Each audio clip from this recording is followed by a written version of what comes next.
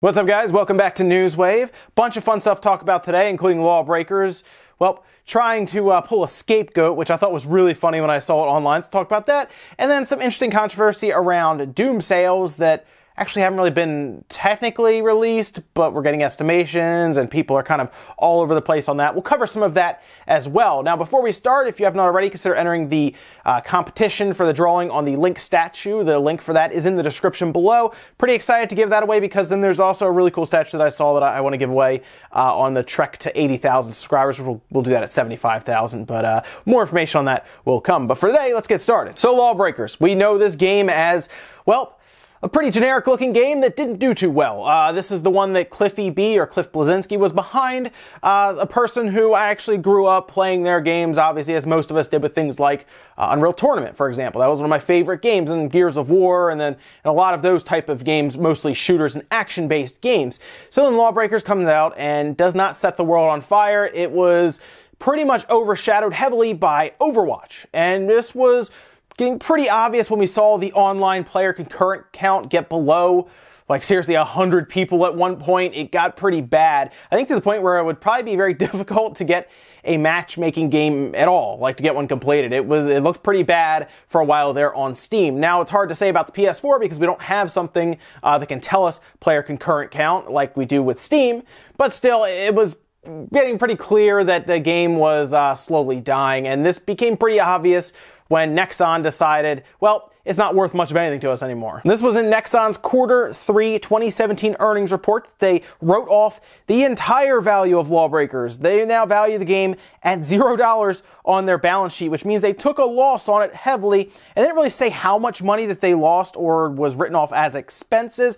However, the total amount for that quarter was $32.6 million, and, well, according to them, this game, Lawbreakers, made up a majority of that. So what do you do when sales don't go your way? Well, you gotta blame it on something, and they did. This was actually in a quote from their investors meeting saying, "Lawbreakers is a unique first-person shooter developed for core users. We had very high expectations for its launch. However, the timing of its launch turned out to be unfortunate. Specifically, the blockbuster PC online game PlayerUnknown's Battlegrounds came out right about the same time, making the market environment very tough for first-person shooters in general and for Lawbreakers." So it's pretty clear this is not a good excuse. Both games came out a few months apart, and according to them, PUBG is the big reason why it just didn't do well. That it was too crowded. You know, too many people were playing PlayerUnknown's Battlegrounds. Except there's one slight issue with that statement. PUBG is not on the PS4, and Lawbreakers is, and there's a very large user base there, so why couldn't you sell enough copies there to make up for it? Really, at this point, they should have sold more on the PS4 than on the PC.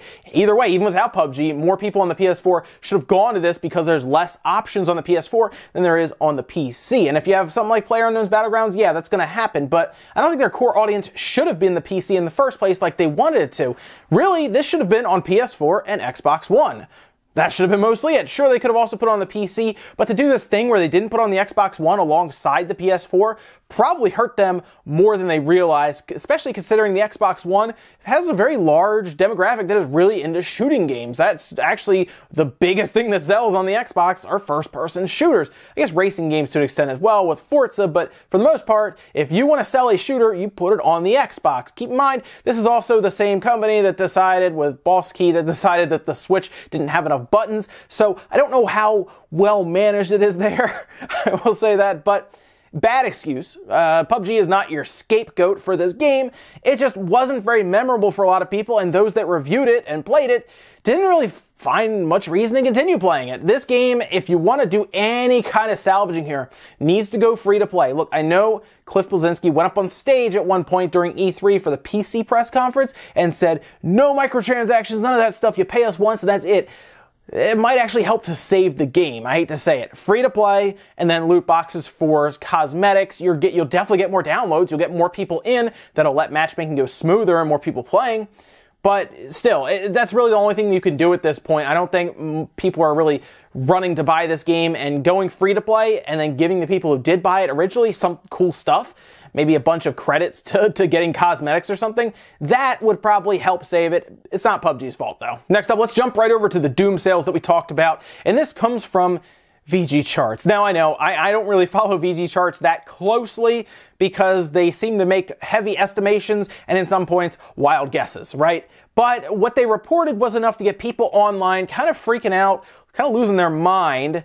And then I saw some news outlets just talk about it, and I think there's some confusion behind the numbers that they've posted. Now, what they did was they posted first week sales for games leading up to November 11th. Okay, interesting. The only problem here is it was only 2 days of Doom sales, and they reported just over 80,000 units for Doom. I think some people took that as these are the Doom lifetime sales up to this point, and that was kind of it. I think a lot of people assume that's it. It sold 80,000, nothing more. That actually covers 2 days of Doom's sales on the Nintendo Switch. And they also reported that Sonic Forces actually outsold Doom on the Switch. And they also talked about how Sonic Forces sold better than the PS4 or the Xbox One on the Nintendo Switch. I could see that actually happening, to be honest, although it's really hard to say with VGChartz, like I said. Sometimes they're pretty close, other times they're like way off in the distance when it comes to some of these things. So what are we seeing here? We're seeing a game that has been out for 2 days, according to their charts, get to 80,000 units. Is that bad? Is that good? That's I'd say that's lukewarm. That's not terrible. That's not the end of the world. It's not like setting the world on fire either. For a game that is now full priced a year later on hardware that is not running it, it's downgraded from what we've seen previously, and it's cheaper in other areas. It's very polarizing. It's gonna have some people just not even care about it, and some people are excited for the portable nature. It was never gonna sell what I think people had these crazy expectations, like 1 million copies or something. It's probably not going to get to that point ever. I just put it out there. It's probably never going to happen. However, a couple 100,000 units I think is enough. I don't think Bethesda or idsoft was looking at this as this is going to blow the roof off the place or anything, because they farmed it out in the first place to Panic Button. They didn't work on it themselves because they have other things they're working on, and they decided, we'll get some sales out of this. Let's farm it out to Panic Button. Now, we do also need to see actual sales, because this could just be nothing. These could just be made up numbers. Like, I could have made them up, I guess. But this is at least an estimation to where I guess some data that they've pulled or something is putting it. But I wouldn't get too worked up about this until we hear actual sales information from Bethesda. And if this does turn out to be true, 2 days, 80,000 units, that's actually not terrible. Next up, let's talk about something that is a little more straightforward and actually viable, and that is Nintendo stock, and it has actually dropped 16.5% since Animal Crossing came out. And this was Animal Crossing on cell phones. Animal Crossing Pocket Camp came out, people were downloading it, saying they had a good time with it, but then revenue numbers come out, and it didn't do that well. It was below Fire Emblem, and it was below, of course, Mario. Now, it shouldn't be below Mario as much because it is technically a microtransaction game. Mario was a straightforward game that, believe it or not, a lot of people at the cell phone market had a problem with a $10 price tag, which is still crazy to me, but they had a problem with it. They'd rather get the game for free and pay microtransactions if they want to, or of course, kind of the gotcha style games where they make you pay money to get chances to get things, like basically gambling, of course. In this case, though, they don't do that. They put it out there. You can buy currency with the different parts of the game, where you can buy things for your camper and furniture, speed up development of things, stuff like that, stuff we've seen before. But it didn't do that well in terms of revenue, and it seems like investors were shooting for the moon here, and that's what happened. Didn't do that well. Now people are getting out of the Nintendo stock game, essentially. It's dropped down about 16.5%. It's nothing from Switch, I would say, because the Switch is doing nothing but selling well. It has more so to do with what I still look at as an okay reception for Animal Crossing. Some people may like the game. I've seen a lot of people say they already got bored, and then I see most people say, I really didn't have to put any money at all. I just play it occasionally, and I don't drop any money. Fire Emblem does pretty well. It actually does really well in Japan. Animal Crossing got off to a decent start and has pretty much fallen completely flat at this point. Now, this doesn't mark, I think, the end of any mobile presence for Nintendo. They still have Mario Run, of course, it still sells. Fire Emblem is still doing pretty well, and I would expect them to kind of reach back into their bag and look for another IP that they can bring to the mobile game. We've heard Wall Street Journal talk about Zelda a while ago as like a leak that they had, I guess. Yeah, I could see Zelda working, again, as a gacha style game. How would that work? I don't know. I mean, you don't even have to make it play like Zelda. A lot of these type of games have like cards that you use in battle and stuff, and you pull for more cards. It doesn't actually have to be you going through a dungeon as Link and hitting stuff with your sword. It could be something completely different, and people buy it just because you collect cards and stuff in the game that are Zelda themed. It has to be basically just be any game with like a Zelda skin really slapped on it, and it would probably actually do well. Next up, we have Monster Hunter World, and we now know, at least to a degree, when the PC version's coming out. Now, we know that we'll be able to play the PS4 and the Xbox One version in a few weeks now, towards the end of January. But we're all wondering, what about this PC version? How late to the party is it going to be? I think a lot of us were assuming maybe a month later, right? Maybe 2 months later. Maybe it would be kind of like what Destiny's doing with theirs, where it was a staggered release, not terribly far off. It looks like it's actually going to be a little while. They're shooting now for autumn of 2018. So wow, it's going to be quite a while, to be honest. More than half a year, I'd say, at this point, till we see it. And why are we waiting that long? That is actually a good question. I'm not sure, but this was revealed to us on their YouTube account, and they posted it on Twitter, just saying, hey, we're going to be working on the PC version to optimize it, and then you should see it later on this year in 2018, autumn specifically. So no month, no date, nothing, just later on this year. Now, this could be a good thing to a degree. It's going to show up at full price. We know that. Hopefully they spend the time actually optimizing and adding features that maybe aren't in you have settings in the PC version, right? Things you don't usually have, although I will say there are some settings with the PS4 Pro and the Xbox One X, things you usually don't see. Generally, you don't have big, sliders for field of view, anisotropic filtering, all this stuff. If they add a lot to the PC version, I think they could still get away with it. But for the most part, a lot of the PC users who desperately want Monster Hunter, they'll just play it on the PS4 and the Xbox One, so I don't know how well it's going to actually push on Steam until it gets to a point where it is cheap. It's on Steam sales, right, where you buy it for 20 bucks instead of 60. So we'll see how that goes. It might even play into the winter sale. Maybe it drops down to like 40 bucks or $35 or something. That's where they'll really move a lot of copies. And in our last bit of news, let's talk about the Xbox Kinect, probably for the last time, because we talked about how they ceased production of it late last year, around, I think it was around October or so, and we pretty much saw the writing on the wall. That is the end of the Xbox Kinect.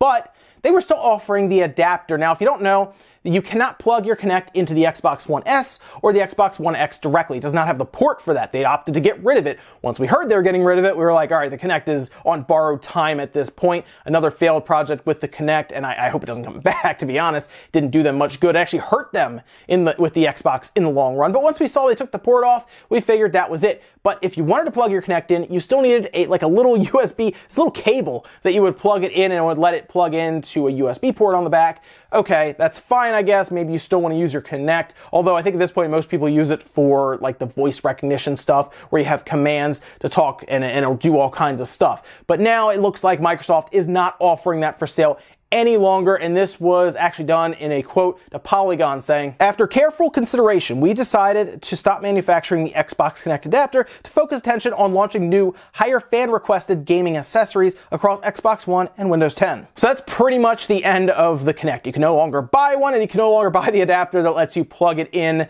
to the S or the X. Of course, that means that those will probably jump in price anywhere else, unless there are third-party ones being made. As far as I could tell, there really isn't, as people were starting to report, oh, now they're very expensive online because people are marking them up. Hopefully this marks the end of the Kinect for good for Xbox, because when they bundled that in for $500, I bet you they could have got that Xbox One to like $350 and undercut Sony by 50 bucks. I guarantee they could have done it. But no, they have to add the Kinect in and make it $500 because they wanted this camera that came with. They want everyone to have one. I mean, there was a point where you needed the Kinect plugged in for the Xbox just to work. They had to update that. So they wanted it there because they wanted people, developers, companies to actually use this in their games. They didn't really seem that interested, to be honest. And here we are now, where they are now pretty much cutting ties with it once again. This isn't the first time this happened. They did the same thing with the 360. They just thought they could make it work with the Xbox One, and it really hurt them. I feel like that's why a lot of people didn't buy it. It was $500. $500? $350. Yeah, they would probably buy the $350 bundle, or just the system itself that comes with the controller, much more. A lot of people didn't even want the Kinect, to be honest. It seemed cool at first, then it got kind of boring, and it really didn't do much for you, especially when they started adding in button prompts you could do to do things like snap and stuff like that. So it's super weird to see Microsoft trying it again before. I hope this is it. I hope they don't come out with the next system and say, hey, look, a Kinect. People like the microphone, that's fine. Maybe you build it into the system or something. I mean, people are setting up Alexa and stuff in their house anyway. We have microphones on our cell phone. I think we're past, at this point, the stage of people saying, there might be a microphone in our house. Yeah, you have one in your pocket at all times. I don't really know why people would freak out about that. That, I think, would actually be a cool feature, to have a microphone built into the system itself, so you could just say, you know, Snap TV or something, and it'll just do it without having to have Kinect built in. Let me know what you guys think about this, though. Did you like the Kinect? Or are you happy to see it go? And ladies and gentlemen, that is going to do it for Newswave today. If you enjoyed this video, hit the like button. Really helps out in the search results. If not, hit dislike. Leave a bunch of comments down below about any of the stuff we talked about today, whether it is Lawbreakers and their publisher, Nexon, blaming PUBG for why it didn't sell well. They're probably looking for a scapegoat. Bad reason. The game just was not memorable to a lot of people, and they just stopped playing. That was it. There was no real groundbreaking features there that really kept people coming back. PUBG got very popular, popped up on Twitch, and pretty much the rest is history from there. A game that I don't think should be selling as well as it is, but it keeps selling. It's like unstoppable. 30 million sales, units sold so far. It's absolutely insane. Also, let me know what you think about Doom on the Nintendo Switch. Do you think something like 80,000 units in 2 days is good, or were you expecting more? Maybe you were the part that wanted, you know, 1 million plus sales right away for this thing, and you were expecting it to do so. You got to keep those expectations checked for a game that is a port that came out the year before and is now more expensive and is a lower resolution. It was very polarizing. There are people who just did not get it, right? They just didn't understand why people would want it. So you're not going to get the kind of sales you get when it comes out and people are freaking out about how cool this game looks. It wasn't that same vibe. I think the cool factor was that it was portable. Thank you so much for watching, and I'll see you guys next time.